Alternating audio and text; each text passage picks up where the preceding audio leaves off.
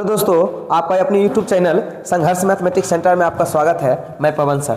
आज ये बच्चे को बहुत दिन पहले पढ़ाया गया है पदार्थ का वर्गीकरण। आज ये बच्चे सभी बच्चे के बीच में पदार्थ का वर्गीकरण को बताएगा। तो देखिए, हर बच्चे में इसी तरह का टैलेंट होता है। आप देख सकते हैं कि बच्चे कैसे बताते हैं पदार्थ का वर्गीकरण। चलो, तुम्हारा नाम क्या हुआ? मेरा नाम करण कुमार है। करण कुमार है। संघर्ष मैथमेटिक्स सेंटर का विद्यार्थी हूँ। तो आज तुम क्या पढ़ाने वाले हो? मैं पढ़ाऊंगा क्लासिफिकेशन ऑफ मैटर, जिसको बोलते हैं पदार्थों का वर्गीकरण। ठीक है, इसे तुम पढ़ाओ। पढ़ा करके यदि बच्चा को समझा देखते हैं, हर बच्चा को इसी तरह से बोर्ड पे लाया जाएगा और इसी तरह से आपका माइंड को खोला जाएगा, है ना। चलिए ठीक है, धन्यवाद। बताओ। तो चलिए आज देखते हैं पदार्थों का वर्गीकरण। क्लास 9 का चैप्टर नंबर 2, जिसका नाम है पदार्थों का वर्गीकरण। बताइए क्या नाम है? पदार्थों का वर्गीकरण। पदार्थों का वर्गीकरण।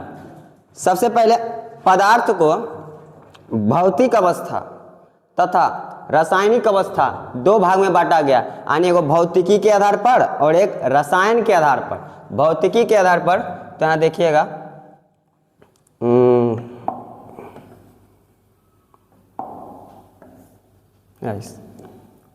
फिर से लाओ ना से।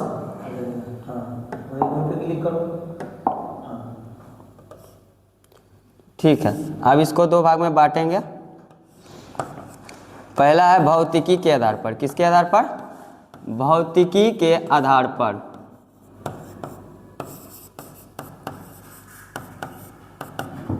दूसरा है रसायन के आधार पर।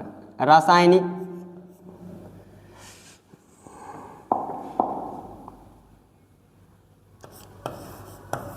रसायन के आधार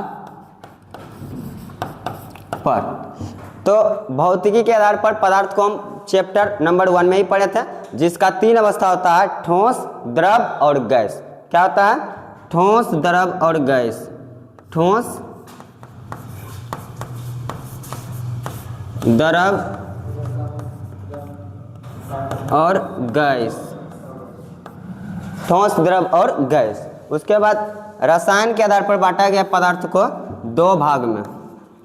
एक बांटा गया तत्व, एक है तत्व, दूसरा यौगिक। पहला है तत्व, दूसरा है यौगिक। तत्व और यौगिक। पहला तत्व, दूसरा यौगिक। ठीक, अब तत्व को दो भाग में बांटा गया है। तत्व को दो भागों में बांटा गया। पहला है धातु, दूसरा है अधातु। पहला धातु है और दूसरा अधातु। उसके बाद यौगिक को दो भागों में बांटा गया है। सॉरी, गलती हो गया।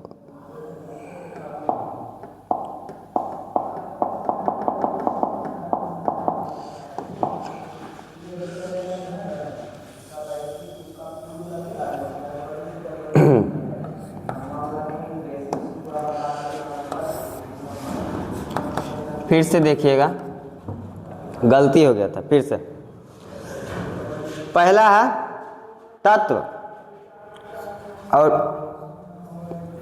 हाँ, तत्व देखिए रासायनिक आधार पर दो भाग में बांटा गया है। एगो शुद्ध है, दूसरा अशुद्ध, या फिर इसको बोल सकते हैं एक शुद्ध और दूसरा मिश्रण भी बोल सकते हैं। अशुद्ध को मिश्रण भी बोलते हैं। तो यहाँ लिखेंगे शुद्ध पदार्थ। शुद्ध पदार्थ। दूसरा है अशुद्ध पदार्थ।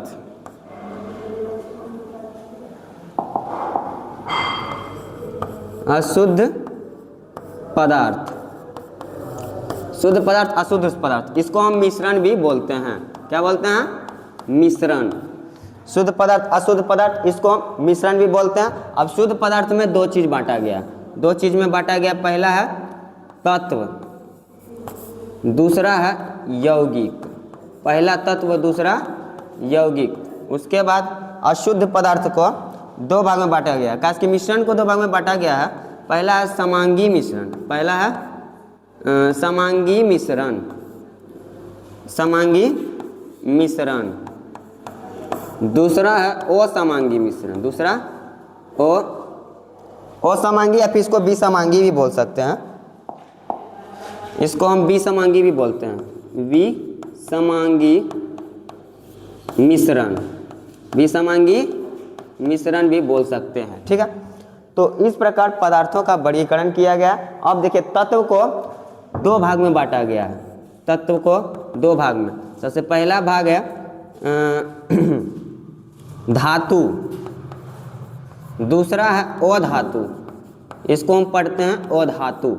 उसके बाद यौगिक को इसी प्रकार रखा गया। ये आगे इसको पढ़ना है कि इसको कितना भाग में बांटा गया।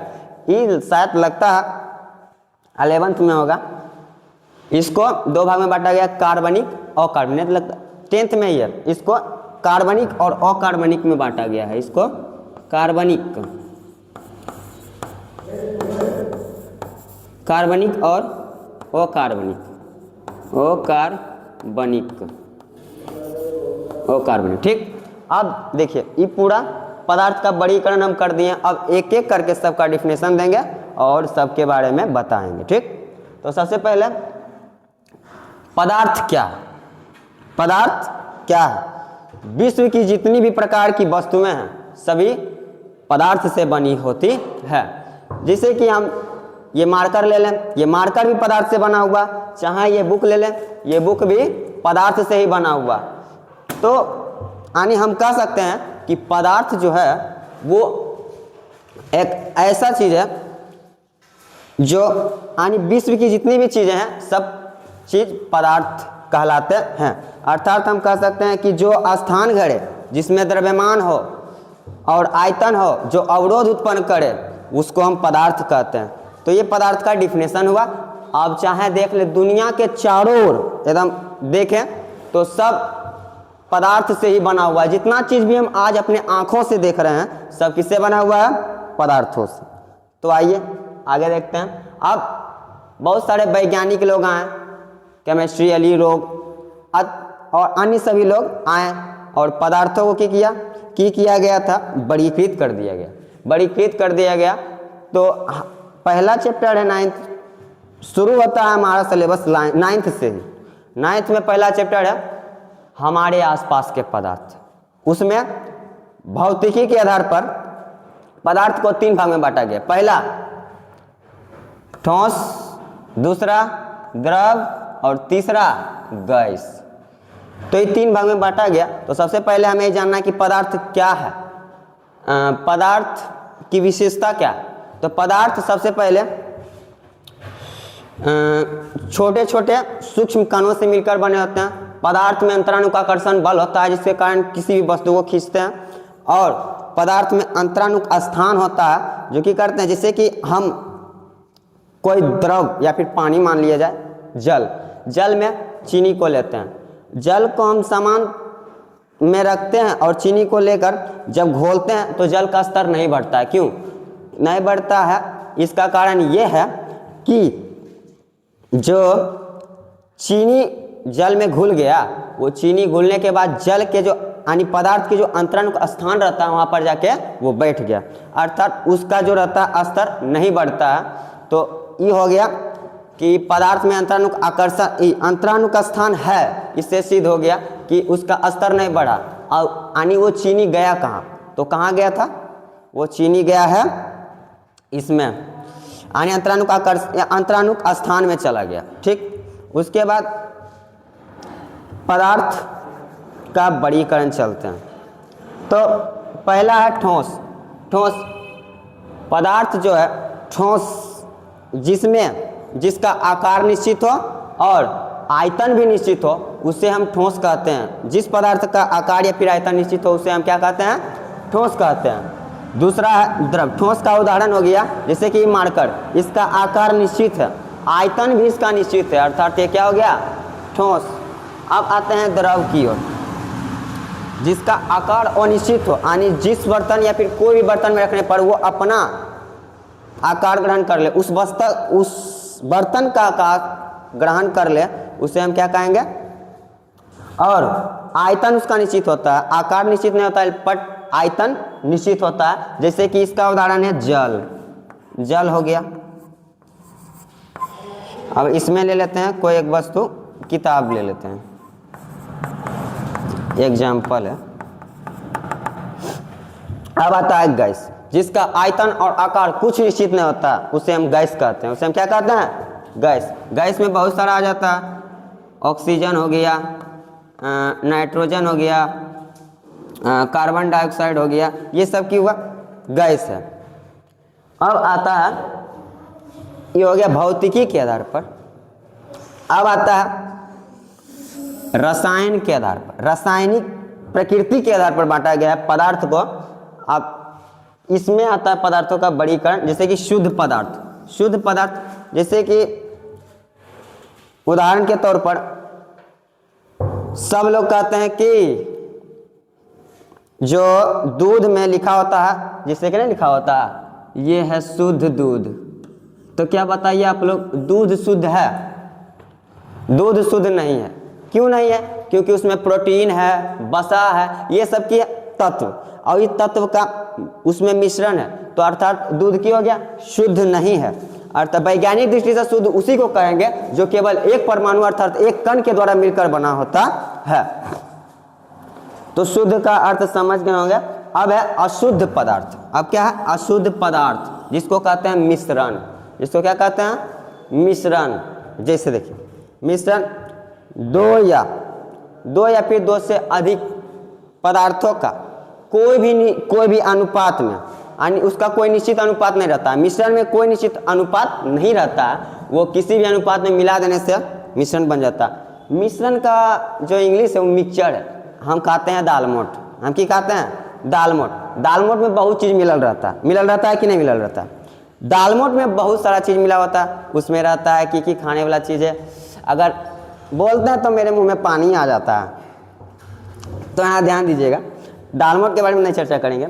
जैसे कि बालू और जल को मिलाते हैं, बालू और जल को मिलाते हैं तो दोनों की होता है, अपना जो रहता है उसका नेचर वो बनेले रखता है। बालू ठोस है तो वो ठोसे रहेगा, जल द्रव है तो वो द्रव ही रहेगा। यानी मेरे कहने का मतलब ये है कि जो मिश्रण रहता है उसमें अवयवी पदार्थों का जो गुण रहता है वो कायम रहता है, वो नहीं बदलता। वो नहीं बदलता। बदलता है क्या? उसका आकृति बदल सकता है, उसका द्रव्यनांक और क्वथनांक भी निश्चित नहीं होता। ठीक। अब तत्व के बारे में आते हैं। तत्व के बारे में आते हैं। यहाँ पर है तत्व और दूसरा है यौगिक। पहले जानते हैं तत्व की है। पहले जानेंगे हम तत्व क्या है। ब्रह्मांड की सभी वस्तु जो एक परमाणुओं द्वारा मिलकर बना होता है, ब्रह्मांड की सभी वस्तु जो एक परमाणुओं द्वारा मिलकर बना होता है, उसे हम तत्व कहते हैं। और तत्व की परिभाषा एगो लवाजे नामक वैज्ञानिक ने दिए थे कि तत्व पदार्थ का वह मूल रूप है, अर्थात तत्व पदार्थ का वैसा मूल रूप है जो केवल एक ही प्रकार के कण एवं परमाणुओं द्वारा मिलकर बने होते हैं, उसे हम तत्व कहते हैं। तत्व की विशेषता यह है कि वो केवल एक ही परमाणुओं द्वारा मिलकर बने होते हैं, उसे हम तत्व कहते हैं। तत्व में किया जाता है, तत्व में हमारे वर्ल्ड में तत्व का 118 को तत्व पाया जाता है। 118 तत्व हैं हमारे धरती पर। 118 तत्व, जिसमें से 92 गो लमसम 92 गो क्या प्राकृतिक हैं और कुछ मानव निर्मित हैं। ठीक। तत्व की विशेषता जान गया। बताइए हाइड्रोजन क्या है? हाइड्रोजन क्या है? तत्व है। हाइड्रोजन एक तत्व है जिसको हम अलग करेंगे, कितना भी अलग करें लेकिन हमको हाइड्रोजन ही प्राप्त होगा, चाहे उसको कितनी भी खंडित करें, लेकिन वो खंडित होगा नहीं करेगा। इसीलिए जो तत्व है उसको खंडित नहीं किया सकता। अब है तत्व को दो भाग में बांटा गया है। पहला है धातु, दूसरा अधातु। पहला धातु, दूसरा अधातु। धातु जिसमें एक विशेष प्रकार की चमक हो, जो विद्युत का सुचालक हो तथा जिसे पीटने पर वो एकदम तन्यता एकदम बिखेरता हो। तन्यता मतलब होता है कि जितना भी तलड़ सकता वो तन्यता बिखेरता है, उसे हम धातु कहते हैं। धातु का उदाहरण है जैसे कि लोहा, लोहा को कितना भी पीटे उतना लड़ेगा, और लोहा की होता है विद्युत का सुचालक होता है। और चांदी, चांदी भी सुचालक होता है। तांबा, ये सब की है धातु का उदाहरण, ठीक, धातु का उदाहरण है।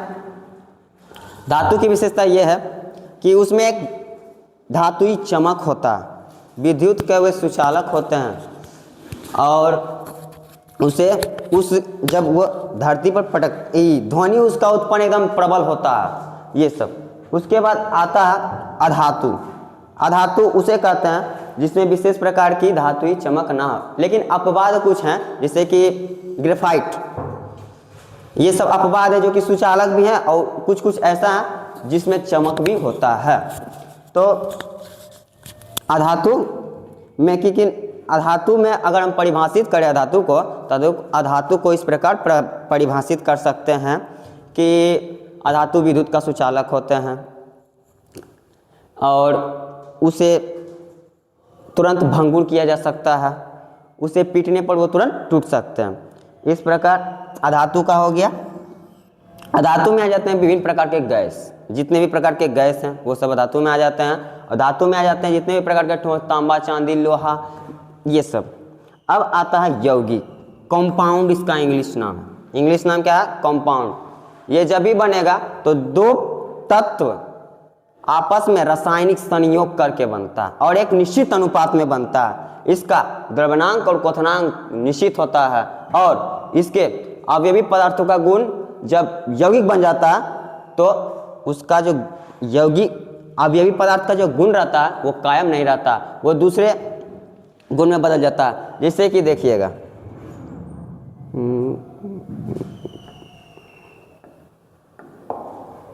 देखिएगा, मान लिया जाए लेते हैं जल, क्या लेते हैं? जल। ये जो जल है इसका जो सूत्र होता है ना H2O होता है। क्या होता है? H2O। जल का सूत्र होता है H2O। जो H2 है ये मान लीजिए हाइड्रोजन का, ये जो नीचे लिखा होता है ये रहता है परमाणु, तो हाइड्रोजन का 2 परमाणु और यहाँ O जो है ऑक्सीजन का 1 परमाणु, यानी दोनों मिलकर जल का निर्माण होता है। तो यहाँ तो देखिए ये दोनों गैस है। क्या है? गैस है। लेकिन जैसे ही दोनों रासायनिक संयोग किया द्रव में परिवर्तित हो गया। अर्थात जब गैस, ये दोनों गैस है, लेकिन क्या हुआ, जब ये दोनों रासायनिक संयोग करके आगे बढ़ा तो गैस से ये द्रव में परिवर्तित हो गया। तब हम कह सकते हैं कि जो यौगिक का निर्माण होता है उस यौगिक में अवयवी पदार्थों का गुण कायम नहीं रहता है।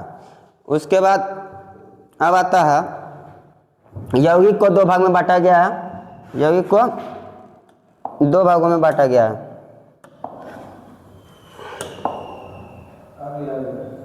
यौगिक को 2 भागों में बांटा गया है। पहला है कार्बनिक, दूसरा अकार्बनिक। पहला है कार्बनिक, दूसरा अकार्बनिक। कार्बनिक किसे कहते हैं? जिसमें कार्बन की मात्रा पाई जाए, जिसमें कार्बन की मात्रा पाई जाती है उसे हम कार्बनिक कहते हैं। अकार्बनिक जिसमें कार्बन की मात्रा नहीं पाई जाती है उसे हम अकार्बनिक कहते हैं। अब आता है मिश्रण। मिश्रण में बताते हैं, मिश्रण इसको हम मिक्सचर बोलते हैं। ये जब भी 2 पदार्थ, ये 2 पदार्थों के मिलने से बनता है और ये कोई भी निश्चित अनुपात में नहीं बनता।